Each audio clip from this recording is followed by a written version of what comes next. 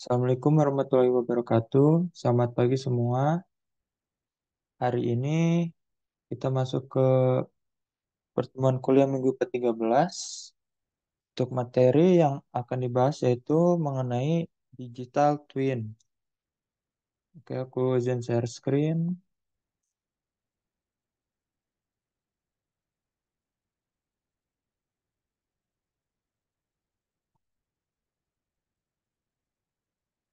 Oke, udah terlihat. Aku ini juga share filenya. Sebentar.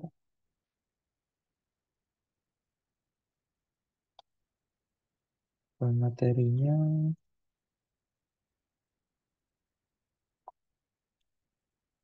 Mana?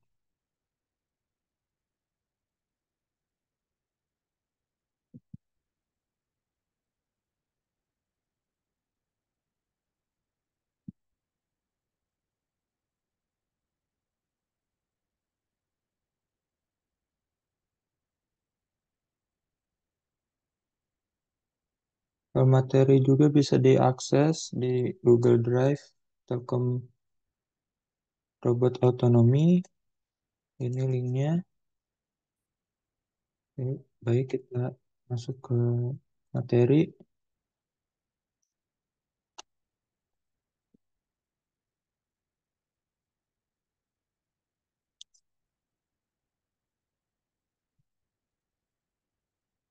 Em, untuk pertemuan hari ini kita akan membahas digital twin. Nah, digital twin itu merupakan representasi digital dari objek fisik atau sistem yang memungkinkan kita melakukan simulasi, analisis, dan optimasi. Digital twin sangat relevan dalam konteks robotika, di mana kita dapat memodelkan dan menguji sistem robotika secara virtual sebelum diterapkan di dunia nyata. Dengan menggunakan digital twin, kita bisa mengidentifikasi dan menyelesaikan masalah potensial tanpa perlu melakukan eksperimen langsung pada robot fisik yang bisa beresiko dan mahal. Digital twin memberi kita kendali lebih baik dan memungkinkan kita untuk mengoptimalkan kinerja sistem secara keseluruhan, sehingga kita dapat mencapai hasil yang lebih efektif dan efisien dalam pengembangan robotika. Selain itu, digital twin memungkinkan kita untuk memantau dan memprediksi perilaku sistem dalam berbagai kondisi dan skenario. Dengan memiliki representasi digital yang akurat dari sistem robotika, kita dapat melakukan berbagai uji coba dan penyesuaian dengan cepat dan mudah. Hal ini tidak hanya mempercepat proses pengembangan, tetapi juga meningkatkan kualitas dan keandalan sistem robotika yang kita kembangkan. Next ke slide 2. Oke, ini untuk outline-nya. Berikut adalah outline dari materi hari ini. Yang pertama, kita akan membahas business modeling and simulation, termasuk tiga metode utama pemodelan: system dynamics, discrete event modeling, dan agent-based modeling. Nah, setelah memahami dasar-dasar ini, kita akan melihat bagaimana strategi multimetode dapat diterapkan untuk memodelkan sistem yang lebih kompleks.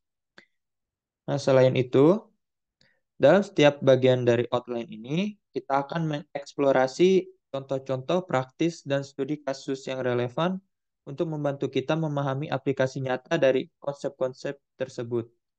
Melalui contoh-contoh ini, kita akan melihat bagaimana pemodelan dan simulasi dapat digunakan untuk mengatasi tantangan yang dihadapi dalam pengembangan sistem robotika. Dengan demikian, kita tidak hanya akan memperoleh pemahaman teoritis, tetapi juga keterampilan praktis yang dapat diterapkan dalam proyek-proyek robotika di masa depan. Oke, next ke slide 3.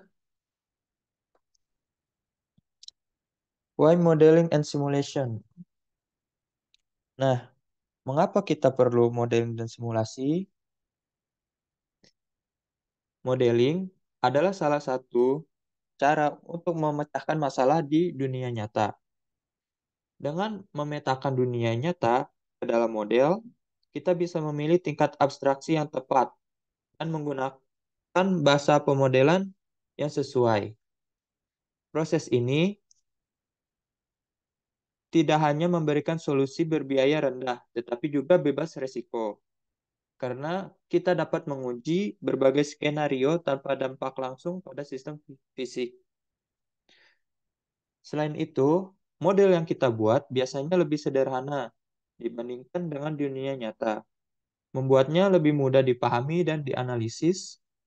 Hal ini memungkinkan kita untuk mengidentifikasi dan memahami dinamika serta hubungan yang ada dalam sistem. Dengan demikian, modeling dan simulasi menjadi alat yang sangat efektif dalam menyelesaikan masalah kompleks dan mengoptimalkan sistem.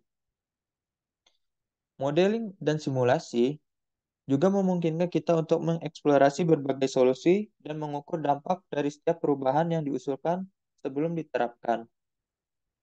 Dengan menggunakan simulasi, kita dapat melakukan iterasi yang cepat dan efisien, menghemat waktu dan sumber daya. Misalnya, dalam pengembangan sistem robotika, kita dapat mensimulasikan pergerakan robot, interaksi dengan lingkungan, dan respon terhadap berbagai input untuk memastikan bahwa sistem bekerja sesuai dengan yang diharapkan. Nah, hal ini memberikan kita kepercayaan diri lebih besar saat menerapkan perubahan pada sistem fisik dan membantu menghindari kesalahan yang mahal. Oke, next slide selanjutnya. Type of models. Jenis-jenis model. Nah, ada berbagai jenis model yang dapat digunakan untuk mempelajari dunia nyata, termasuk model fisik, model analitik, dan model simulasi. Model fisik mencakup representasi fisik dari sistem atau proses, sistem dalam manufaktur, dan manajemen rantai pasokan. Model analitik menggunakan pendekatan matematika dan algoritma untuk menganalisis data dan membuat prediksi, seperti yang digunakan dalam kecerdasan buatan atau artificial intelligence dan pembelajaran mesin atau machine learning. Kemudian model simulasi. Di sisi lain, model ini digunakan untuk memodelkan sistem dinamis yang memiliki perilaku non-linear, memori, ketergantungan waktu, dan ketidakpastian.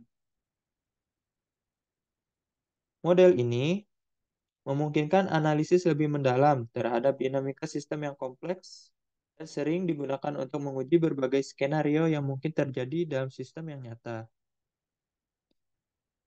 Nah, model simulasi itu sangat penting dalam bidang robotika karena memungkinkan kita untuk menciptakan lingkungan virtual di mana robot dapat diuji tanpa risiko kerusakan fisik atau biaya tinggi. Misalnya, dalam pengembangan robot otonom, simulasi dapat digunakan untuk menguji algoritma navigasi dan penghindaran rintangan dalam berbagai kondisi lingkungan. Dengan melakukan ini, kita dapat mengidentifikasi dan memperbaiki kesalahan dalam algoritma sebelum diimplementasikan pada robot sebenarnya. Dengan demikian, model simulasi tidak hanya membantu kita memahami dan memprediksi perilaku sistem, tetapi juga meningkatkan efisiensi dan keefektifan proses pengembangan. Next, analytical versus simulation models. Model analitik dan model simulasi memiliki perbedaan mendasar dalam cara mereka bekerja. Model analitik biasanya bekerja dengan ketergantungan statis antara variabel dan dapat dihitung menggunakan rumus matematis. Sebaliknya, model simulasi beroperasi dengan ketergantungan dinamis antara variabel dan dapat dieksekusi secara dinamis. Mereka menggunakan serangkaian aturan yang memungkinkan transisi dari satu keadaan ke keadaan berikutnya, seperti persamaan diferensial, state charts, dan flow charts. Hasil dari model simulasi dapat diproduksi dan diamati, memberikan wawasan yang lebih kaya tentang dinamika sistem yang sedang dipelajari. Nah, model analitik cenderung lebih sederhana dan cepat dalam perhitungannya. Namun, model analitik seringkali tidak mampu menangkap kompleksitas dan variabilitas sistem yang dinamis. Hal ini membuat analitik kurang efektif dalam situasi di mana interaksi antar variabel berubah seiring waktu atau di mana terdapat ketidakpastian yang signifikan. Sebaliknya, model simulasi mampu menangani kompleksitas tersebut dengan lebih baik karena mereka dapat memperhitungkan perubahan kondisi dan interaksi yang berlangsung secara terus-menerus dalam sistem. Oke, next. Limit of analytical model.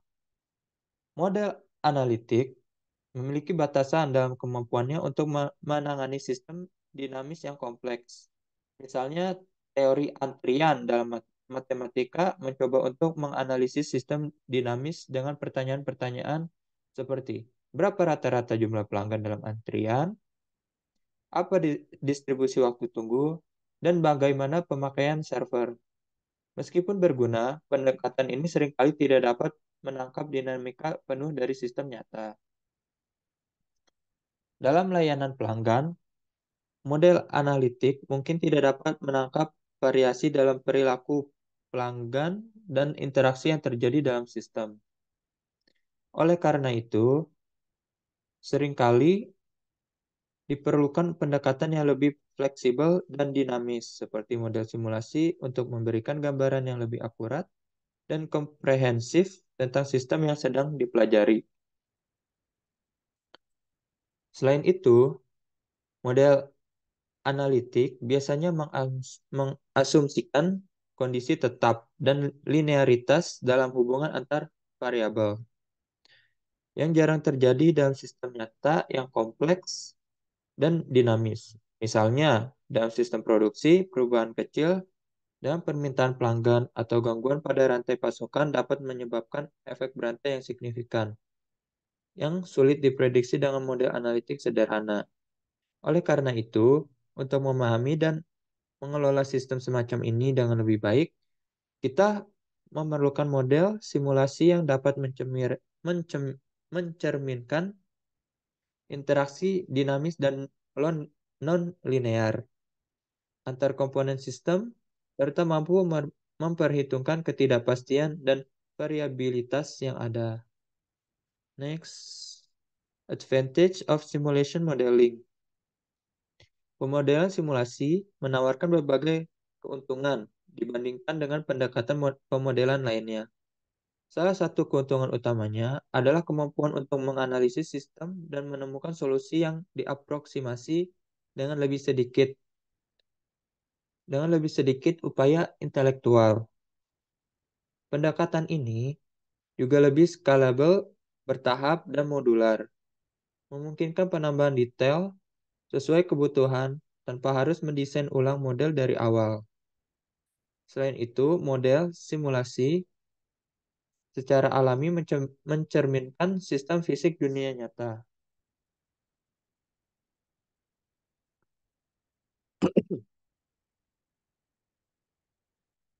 memungkinkan pengukuran dan analisis statistik yang lebih akurat.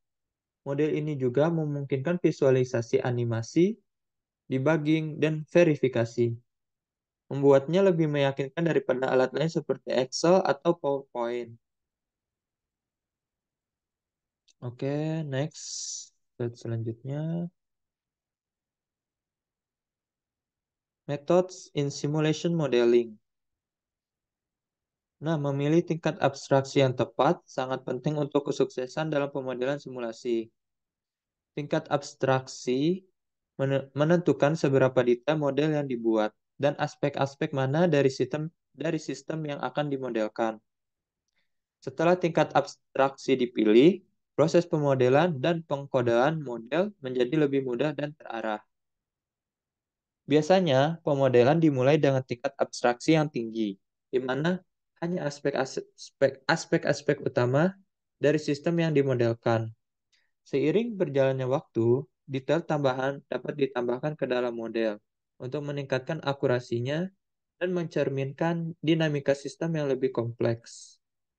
Pendekatan bertahap ini memungkinkan pengembangan model yang lebih fleksibel dan adaptif terhadap perubahan kebutuhan dan kondisi sistem. Oke, next. Simulation modeling methods.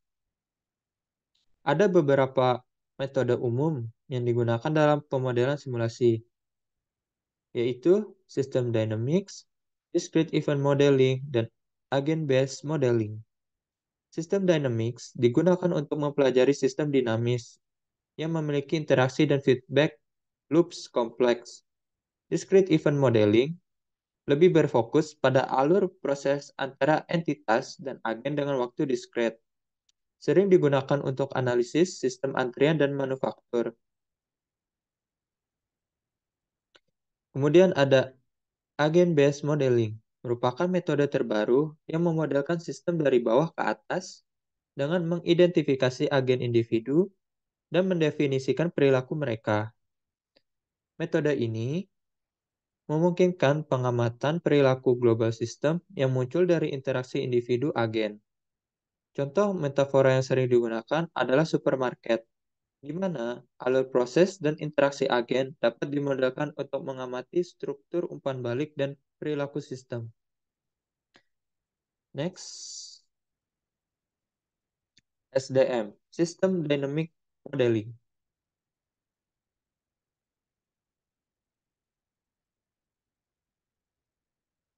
Pemodelan dinamis sistem atau SDM dimulai pada tahun 1950 oleh J. Forrester dari MIT.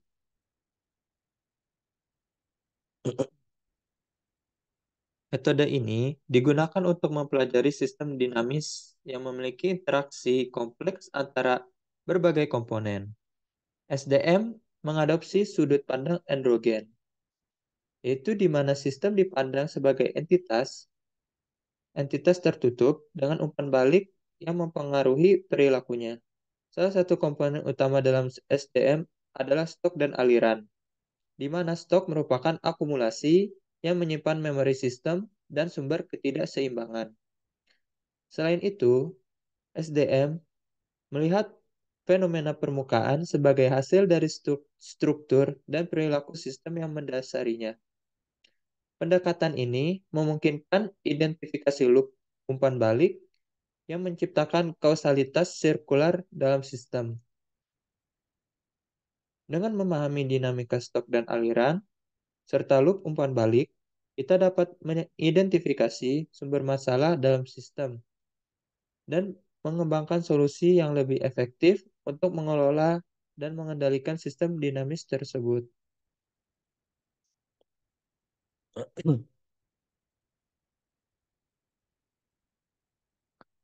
Next, new product diffusion. Diffusion.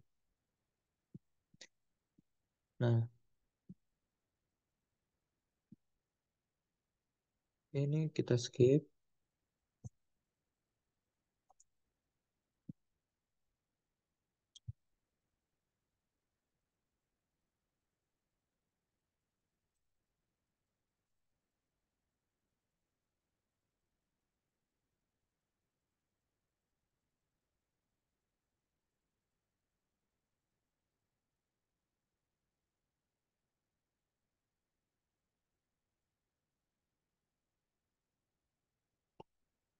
Oke, next kita ke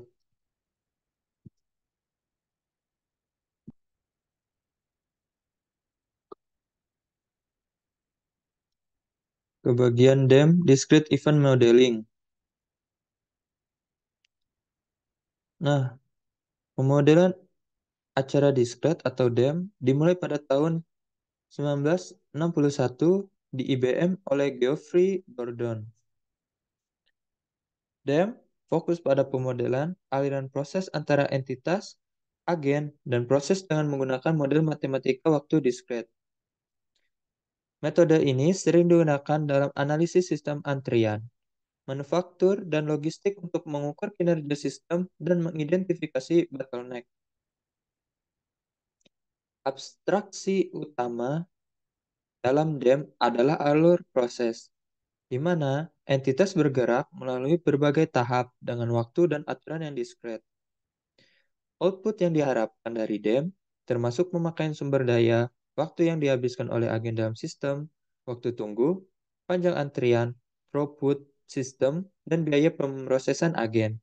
Dengan menggunakan DEM, kita dapat mengidentifikasi efisiensi sistem, menemukan area yang perlu ditingkatkan, dan mengembangkan strategi untuk mengoptimalkan alur proses dan penggunaan sumber daya. Oke, next. Agent-based modeling. Pemodelan berbasis agen atau ABM adalah metode pemodelan terbaru yang digunakan untuk memodelkan sistem dinamis atau acara diskrit dengan pendekatan bottom-up. Dalam ABM, kita tidak memulai dengan pemahaman penuh tentang perilaku sistem secara keseluruhan, tetapi fokus pada perilaku individu objek atau agen dalam sistem. Agen ini ditempatkan dalam lingkungan yang berinteraksi satu sama lain, dan perilaku global sistem muncul dari interaksi individu agen tersebut.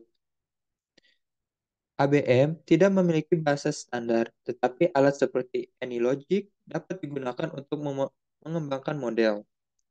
Contoh penggunaan ABM adalah untuk memodelkan perilaku epidemi, di mana agen individu dalam kurung manusia berinteraksi dan menyebarkan penyakit. Dengan memodelkan perilaku individu ini, kita dapat mengamati dinamika penyebaran penyakit dan mengembangkan strategi untuk mengendalikannya. Oke, apakah ada yang ditanyakan mengenai digital twin?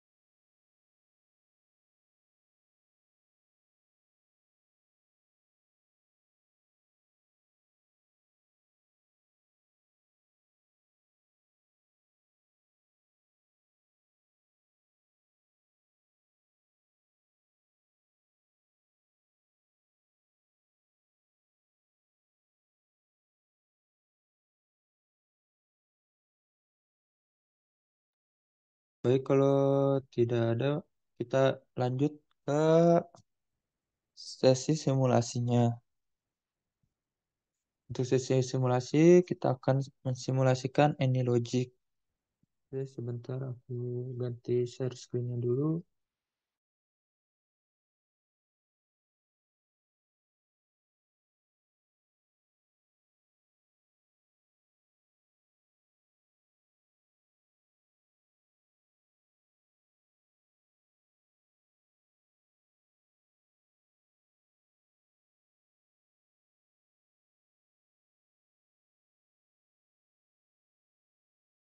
Oke, ini aku share linknya, link AnyLogic.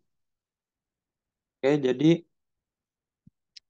AnyLogic merupakan perangkat lunak simulasi yang sangat serbaguna dan kuat. Dirancang untuk memodelkan dan mensimulasikan sistem yang kompleks. AnyLogic mendukung multi-metodologi, yaitu simulasi berbagai agen atau agen base, di mana sistem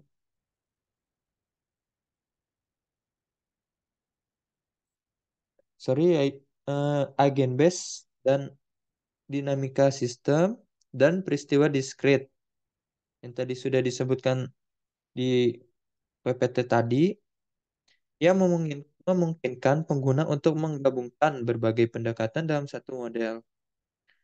Nah, perangkat lunak ini banyak digunakan dalam berbagai bidang seperti bisnis logistik,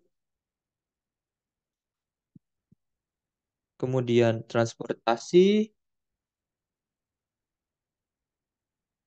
kemudian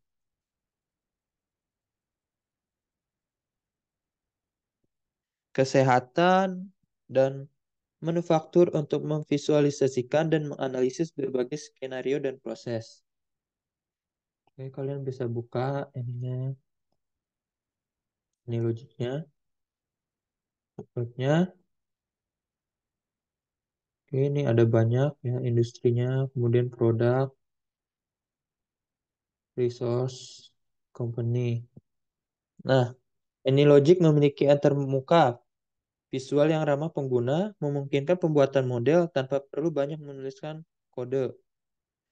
Pengguna dapat memanfaatkan berbagai komponen dan template yang sudah disediakan, seperti model pejalan kaki, antrian, dan proses produksi, untuk mempercepat pengembangan model. Selain itu, AnyLogic juga menyediakan berbagai alat untuk analisis dan visualisasi, termasuk animasi, grafik, dan statistik dari hasil simulasi, yang membantu dalam memahami dinamika sistem dan membuat keputusan yang lebih baik. Nah, dengan adanya AnyLogic ini, pengguna dapat melihat bagaimana sistem akan berfungsi di bawah berbagai kondisi, mengidentifikasi potensi masalah, dan menguji solusi sebelum menerapkannya di dunia nyata. Ini membuat AnyLogic menjadi alat yang sangat berharga untuk perencanaan, pengoptimalan, dan pengambilan keputusan dalam berbagai industri. Oke, kita bisa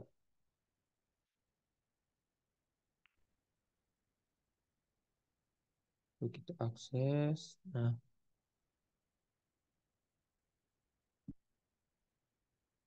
Nah, jadi untuk fitur utama AnyLogic itu, yang pertama, pendekatan multi metodologi, yaitu ada Agent Based Modeling atau ABM, yang merupakan model yang berfokus pada entitas individual dan interaksi mereka.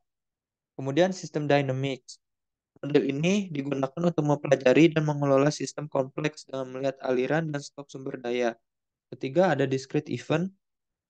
Model ini digunakan untuk memodelkan sistem di mana perubahan terjadi pada titik waktu tertentu. Kemudian user interface visual. AnyLogic menyediakan antarmuka visual yang memudahkan pengguna untuk membuat dan memodifikasi model dengan drag and drop komponen. Kemudian komponen dan template. AnyLogic memiliki pustaka komponen yang luas.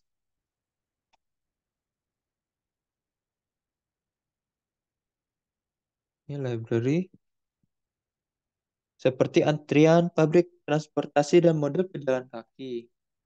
Kemudian animasi dan visualisasi.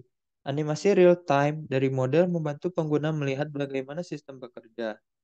Grafik, diagram, dan dashboard interaktif bisa dibuat untuk menganalisis hasil simulasi. Kemudian kemampuan ekspor.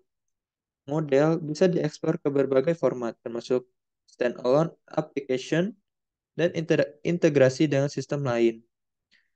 Kemudian bisa juga menghasilkan laporan dari grafik dalam format yang mudah dibagikan. Kemudian yang terakhir penggunaan di berbagai industri. Ada bisnis dan manajemen, ada transportasi dan logistik, seperti simulasi lalu lintas, manajemen pelabuhan, dan distribusi barang, atau bisa juga di eh, stasiun atau di bandara juga atau terminal seperti itu. Kemudian kesehatan, model epidemi, manajemen rumah sakit dan perencanaan kapasitas dan yang terakhir manufaktur merupakan optimasi proses produksi, analisis throughput dan pengurangan waktu tunggu. Nah, untuk langkah awal penggunaan AnyLogic kita bisa ke bagian download. Oke. Kita yang pertama itu kita download dan instalasi. Nah, untuk langkah-langkah downloadnya sebentar.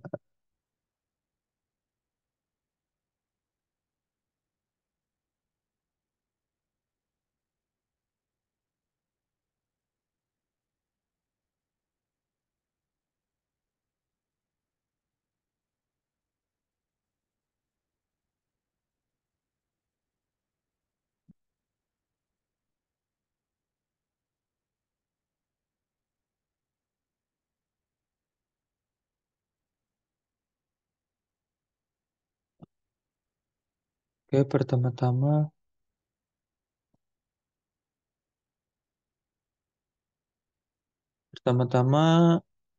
kalian pilih yang ini, Personal Learning Edition, yang free version. Ini ya, klik ini. Setelah itu, tunggu, masih loading.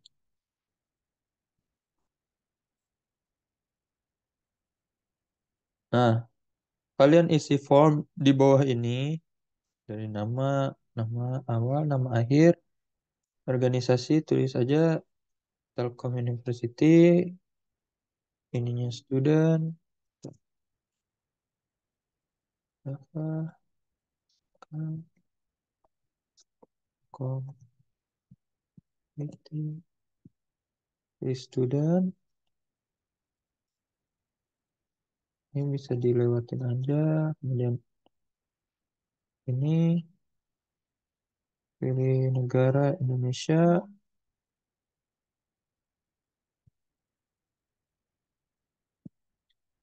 ini, lalu itu pilih Windows, oke ini pilih aja ada, isi dari from Butik lecturer yaitu Bapak Risman Adnan sebagai dosen mata kuliah robotika, kemudian klik download. Oke, nanti akan terdownload.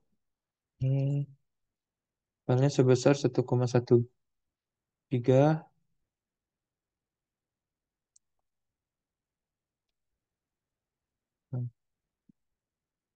dan bisa download itu filenya. Ya sudah download. Ini bisa kalian bisa lihat ini sumber-sumber dayanya. Dan nanti kalau udah terdownload tuh akan apa aplikasinya akan terdownload seperti ini. Bentar.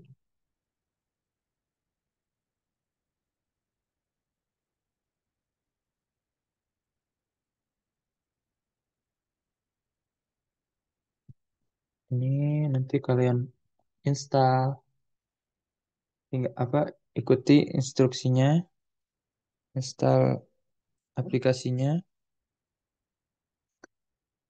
Setelah itu, jika sudah selesai download dan instalasi, kita bisa buka aplikasi AnyLogic-nya di laptop kalian masing-masing. Oke, ini untuk sebentar. Nah, ini untuk tampilan dari AnyLogic Application yang edisi Personal Learning Edition. Oke, ini versi yang free-nya. Nah, setelah sudah membuka ini Logic, kita bisa cari contoh model di menu utama di bagian bar file.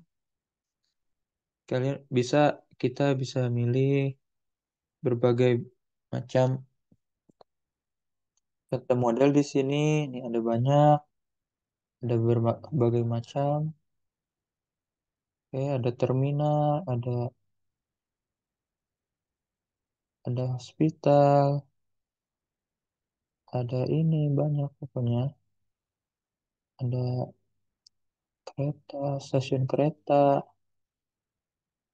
Nah, oke, kita lanjut dulu.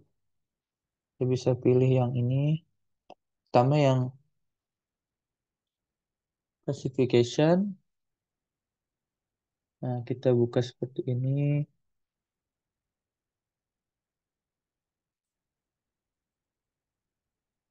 Oke, kita buka.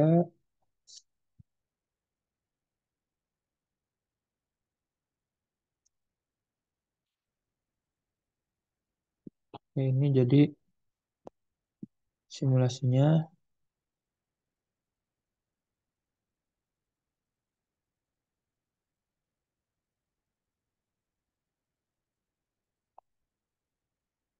Jadi isi nanti dari simulasinya ini ada jalur pret. Ini kita simulasi yaitu jalur apa kereta serta jalurnya.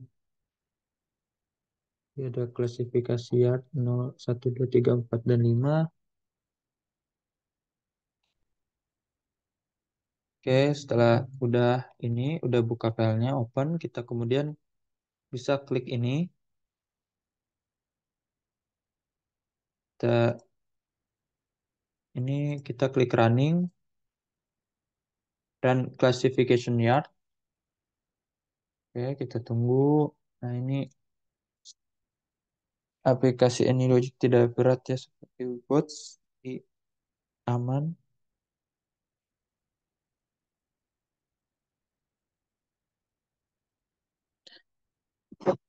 Oke, kita tunggu.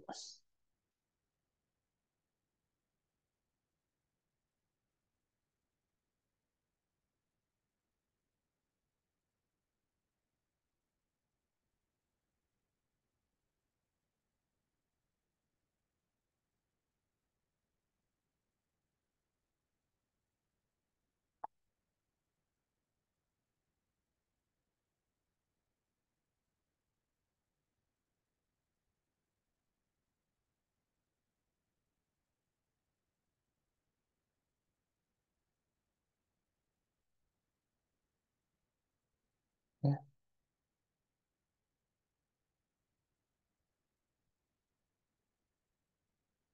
ntar kita ganti ganti dan screen-nya. Nah, ini yang tadi kita klik running akan muncul ini. Nah, ini yang tadi kita klik running nanti akan muncul window baru dari Classification Yard Simulation. Nah, ya,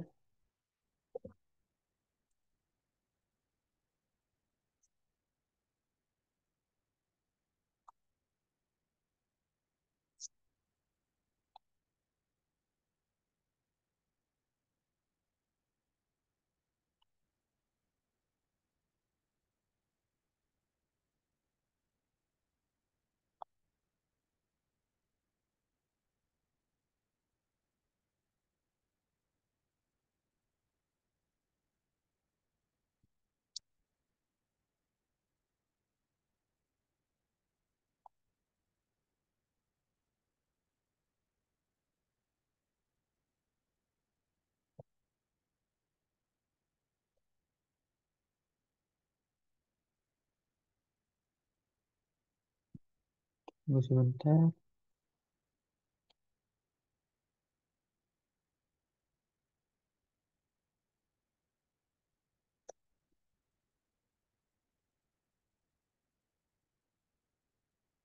Oke, jadi kita akan melakukan simulasi Classification Yard, di mana simulasi ini menggambarkan sebuah yard klasifikasi sederhana di mana kereta barang tiba dari sisi kiri left hand side dan diproses di yard ini. Setiap kereta terdiri dari 10 gerbong barang dari tiga jenis berbeda, hoppers, box, dan tanks, yang dikemudikan oleh sebuah lokomotif. Kereta tersebut kemudian menuju ke salah satu dari jalur kedatangan atau arrival tracks yang tersedia jalur 0, 1, dan 2. Oke, kita mulai nih kelas apa runningnya, simulasinya. Oke, tunggu. Nah, ini kalian bisa lihat sebuah lokomotifnya membawa gerbong dan memindahkan ke jalur lain. Ini bisa dilihat dalam animasi dua dimensi, 3D atau 3D animasi seperti ini. Nah, bisa dilihat seperti ini. Ini sebuah lokomotif yang memindahkan setiap gerbong ke jalur yang berbeda. Dan ini gerbongnya di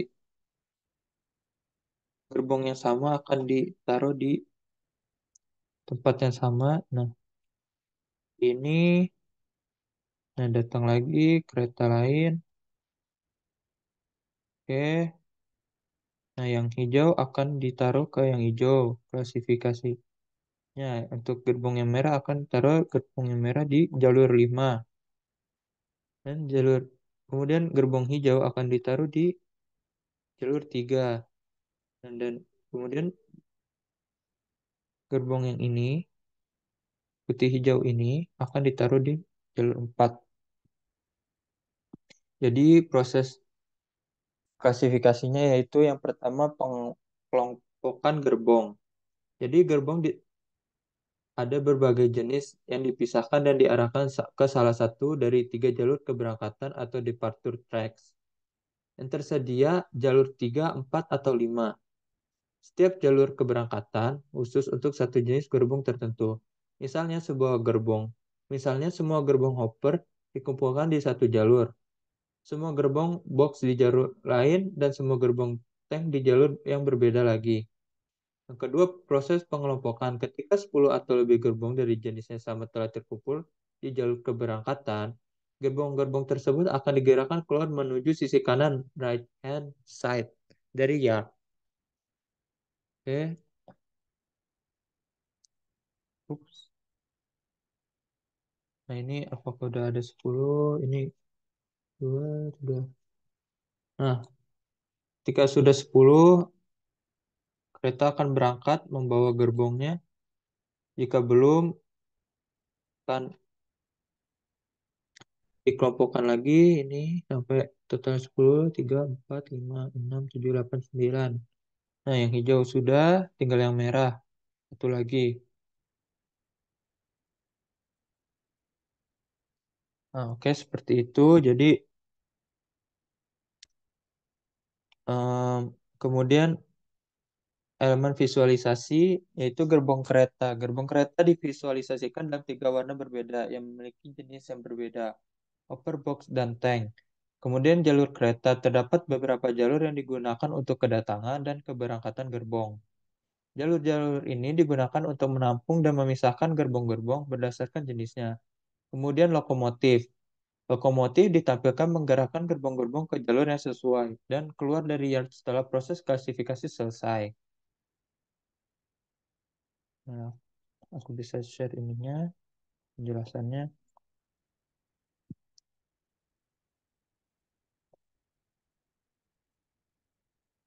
Bentar.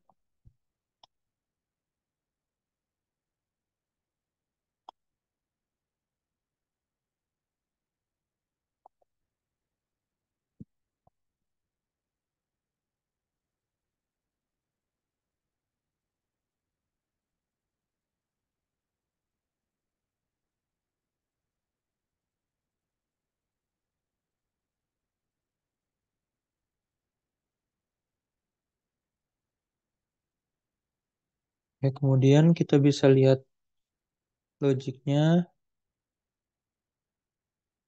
Yang mana ini?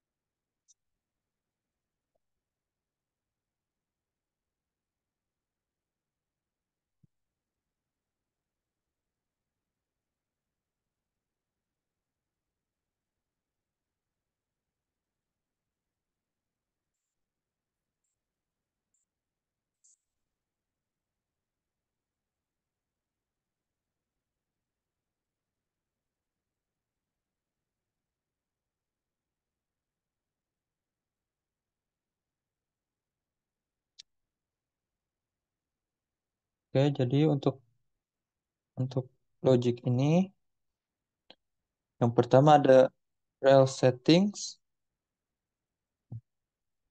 Yang ini rel settings mengatur konfigurasi awal untuk simulasi rel seperti parameter jalur dan pengaturan lainnya. Kemudian ada train arrivals. Ini bisa dipencet, diklik. menandakan kedatangan kereta di yard. Kereta tiba di yard dan memulai proses klasifikasi. Kemudian to disassembly. Oke, ini proses di mana kereta diarahkan ke jalur pembongkaran untuk memulai pemisahan gerbong. Kemudian ada decouple. Nah, decouple proses di mana gerbong-gerbong dipisahkan dari lokomotif. Lokomotif dan gerbong kemudian dapat dipindahkan ke jalur yang berbeda. Kemudian ada to exit, oke, atau train move to. Jadi gerbong yang sudah dipisahkan dan dikelompokkan berdasarkan jenisnya dipindahkan ke jalur keluar atau ke jalur tujuan berikutnya. Kemudian ada train complete. Train complete, mana complete? Terus, terus dulu.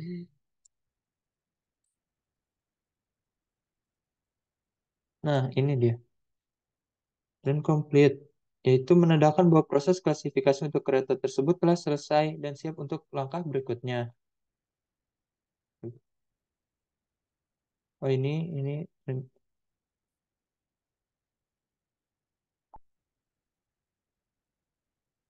ada train complete, train move to exit, decouple, to disassembly, dan train arrival. Jadi dijelasin. Kemudian ada couple same type, yaitu menggabungkan gerbong-gerbong dari jenis yang sama di jalur yang sama. Kemudian ada decouple local.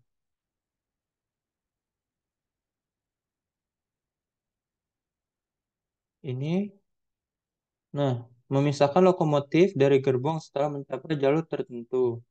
Kemudian couple loco,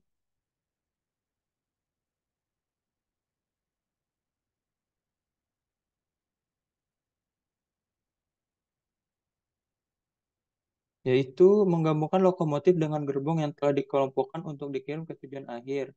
Dan loco idle, idle, nah loco idle yaitu atau loco to wait atau loco atau hold, yaitu lokomotif yang tidak aktif atau menunggu proses berikutnya. Lokomotif ini bisa diarahkan untuk menunggu atau dipegang sementara. Oke, seperti itu. Kita coba simulasi model ini logik yang lain. Kita ke bandara. Oke, jadi ada apa sistem antrian di bandara dan orang-orang yang sedang berada di bandara. Simulasinya aku ini kita ganti ininya. Kita balik kita balik lagi ke sini. Nah, ini kita bisa buka file lagi, kita pilih open. Nah, kalian bisa cari ini airport, kemudian pilih ini open. Oke, ini kita tunggu. Oke,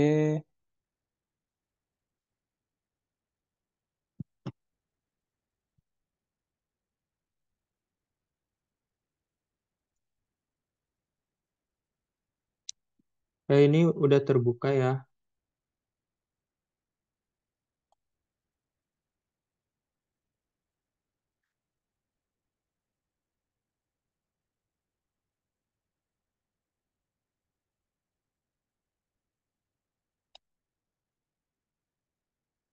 Bentar.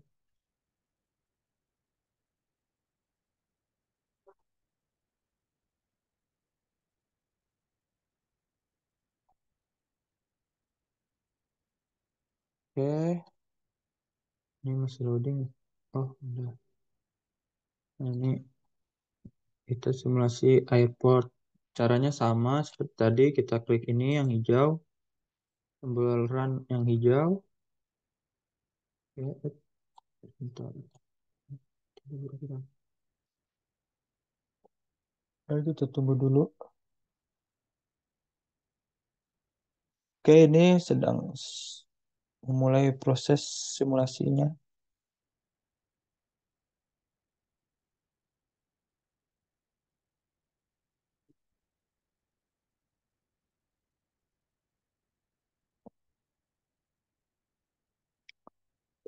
Bentar. Nah, kalau udah akan muncul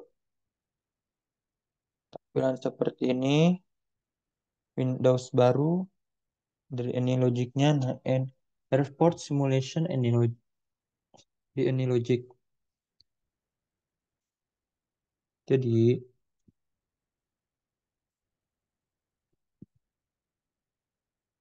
jadi kita akan melakukan simulasi, menggambarkan operasi bandara termasuk proses check-in penumpang, keamanan, dan keberangkatan. Nah, untuk tujuan dari simulasi ini adalah untuk menganalisis dan mengoptimalkan alur penumpang di dalam bandara, mengidentifikasi bottleneck, dan meningkatkan efisiensi operasional. Oke, kita bisa klik ini ya. Ini kalian bisa atur juga ini waktunya, waktu check-in, waktu check-in, boarding, begitu. Nah, ini bisa diatur, tapi kita pakai default aja dari apps-nya. Kita klik run, kita tunggu lagi, tunggu prosesnya nanti akan muncul simulasi ketika sedang di bandara.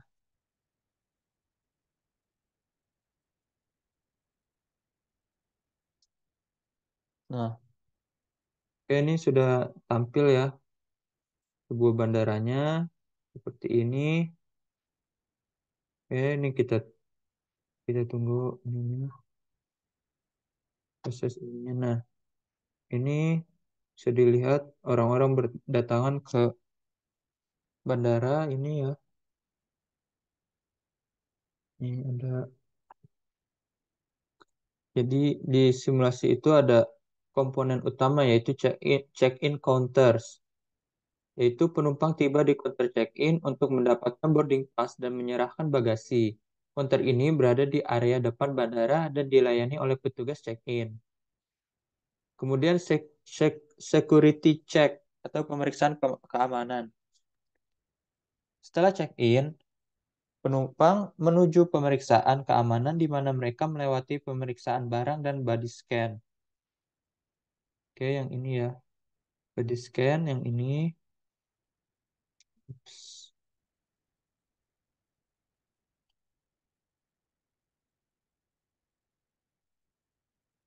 Ya sebentar, ada gangguan.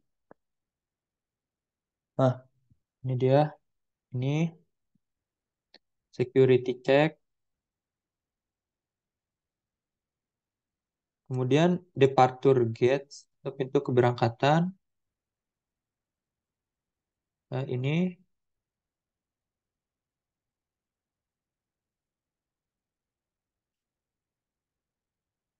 oke yang ini ya.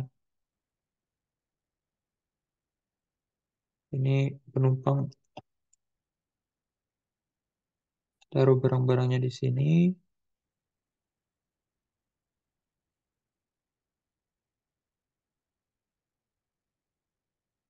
Nah, kita bisa ganti tampilannya.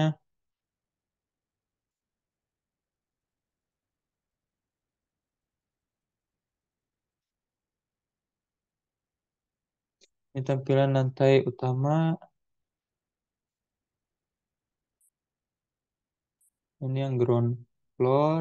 Ini yang first floor-nya.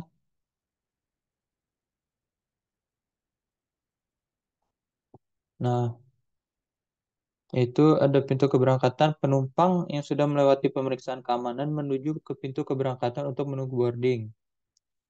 Oke, di ground floor tadi, di area ini penumpang bisa menunggu hingga waktunya masuk ke pesawat. Kemudian ada waiting area, area tunggu. Area ini menyediakan tempat duduk bagi penumpang yang menunggu proses check-in atau boarding. Ini ya, eh, ini yang tempat-tempat kayak ada tempat-tempat duduk itu. yang ini ada di ground floor. Jadi di situ terdapat fasilitas seperti toilet, kafe, dan layar informasi penerbangan. Eh, nanti. Selanjutnya ada airplane atau pesawat. Pesawat berada di area boarding dan siap untuk menaikkan penumpang. Pesawat akan berangkat setelah semua penumpang boarding.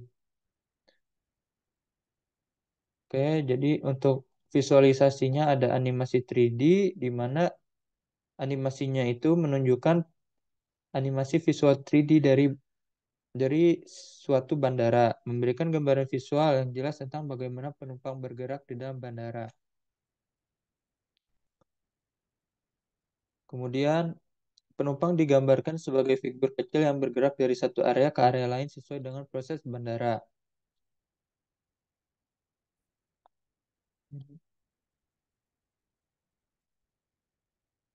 Selanjutnya, ada layar informasi penerbangan. Layar besar di latar belakang menunjukkan informasi penerbangan seperti nomor penerbangan, waktu keberangkatan, status penerbangan, dan gerbang keberangkatan. Kemudian ada ground floor dan first floor. Simulasi ini mungkin memiliki beberapa lantai dan saat ini menampilkan lantai dasar dan juga ada lantai pertama, lantai utama.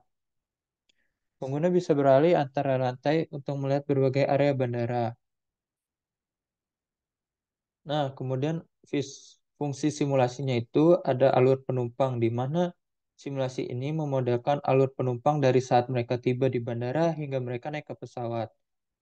Kemudian menunjukkan bagaimana penumpang bergerak melalui berbagai titik seperti check-in, pemeriksaan keamanan, dan boarding. Kemudian identifikasi bottleneck. Membantu mengidentifikasi area mana yang sering mengalami kemacetan, misalnya counter check-in.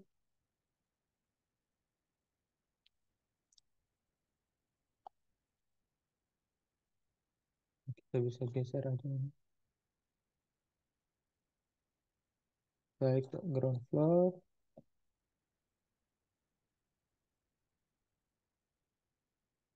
Kemudian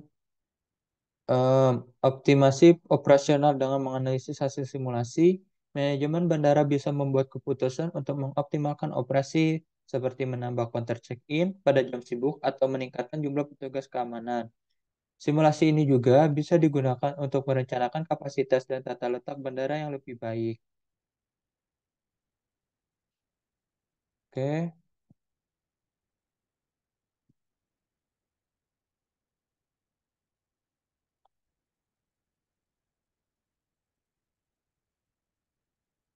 seperti itu.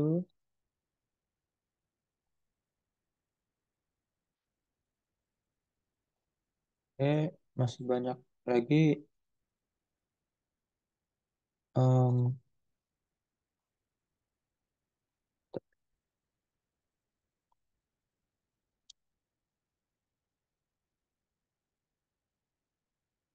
oke, masih banyak lagi model-model yang lain. Bisa kita buka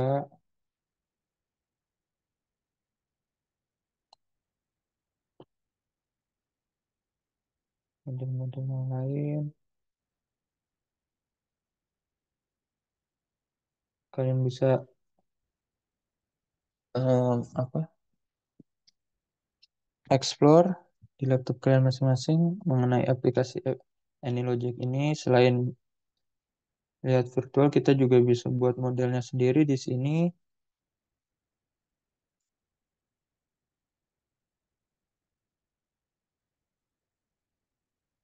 Jadi bisa membuat model sendiri. Jadi buat project baru dan mulai dengan memilih metodologi yang sesuai seperti ABM, SD, dan DES. Dan terus kemudian gunakan komponen drag and drop untuk membuat model dan tambahkan logika menggunakan diagram alir atau kode Java jika diperlukan. Oke,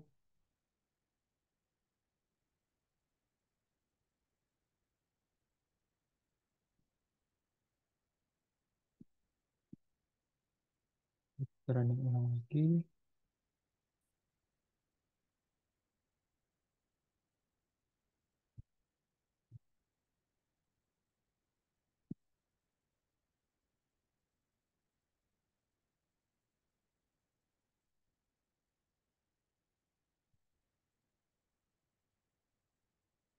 Oh ya, jadi untuk untuk AnyLogic ini ada alat dan integrasi tambahan yang itu yaitu yang pertama ada data import atau export. AnyLogic mendukung impor dan ekspor data dari dan ke berbagai format seperti Excel, CSV, dan database SQL. Kemudian statistical analysis. AnyLogic menyediakan alat untuk analisis statistik hasil simulasi, termasuk distribusi probabilitas, analisis regresi, dan pengujian hipotesis.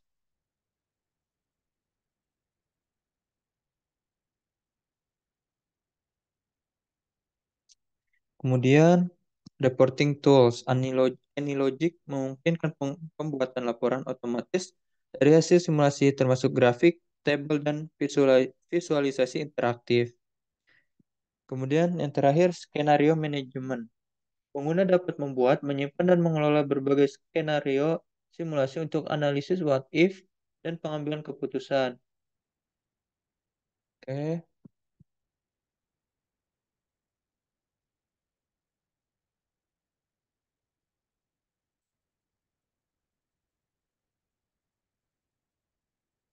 ini tampilannya, kemudian ada animation, statistik, yang bisa dilihat, data-datanya, data grafik, kemudian ada logiknya juga. Dan nanti untuk tugasnya akan melakukan apa? Simulasi model di AnyLogic. Nanti untuk tugasnya akan aku infokan di grup.